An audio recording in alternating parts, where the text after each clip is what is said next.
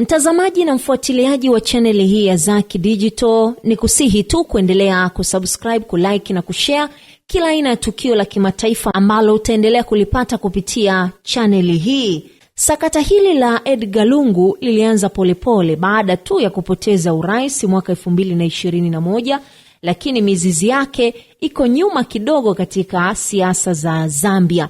Mwaka 2021 Lungu alipoteza kiti cha urais kwa Hakainde Hichilema, na hii ni mara baada ya kushindwa.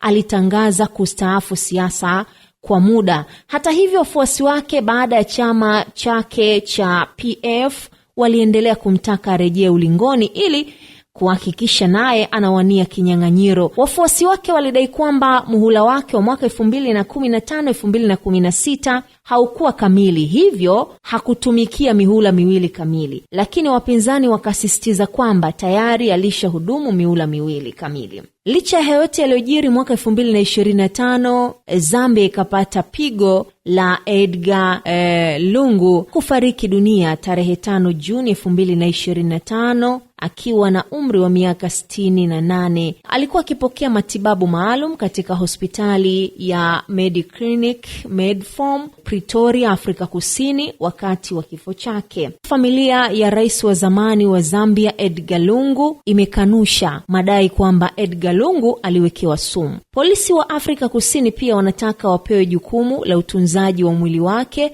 kama sehemu ya uchunguzi wao. Hii ni kulingana na familia ya mwanasiasa huyo. Katika barua ya polisi iliyoonekana na waandishi wa habari, mawakili wao wanasema kwamba familia hiyo inashirikiana na kesi za uhalifu, lakini wanasisitiza kwamba madai hayo hayana msingi na hayana ushahidi wa kuaminika. Ni mabadiliko ya hivi punde kuhusu hatma ya mwili wa Lungu ambao bado upo katika chumba cha kuhifadhia maiti nchini Afrika Kusini, na umekuwa ukikabiliwa na mgogoro wa kisheria unaoendelea kati ya familia yake na serikali ya Zambia kuhusu mahali anapopaswa kuzikwa. Polisi nchini Afrika Kusini imekataa kutoa maoni yeyote kuhusu barua iliyotumwa na kampuni ya sheria ya Johannesburg ambayo hii inawakilisha familia ya Lungu. Msemaji wa polisi Brigedia Athenda Mathe aliwaambia waandishi wa habari kwamba hili si jambo nyeti sana ambalo haliwezi kujadiliwa katika hatua hii.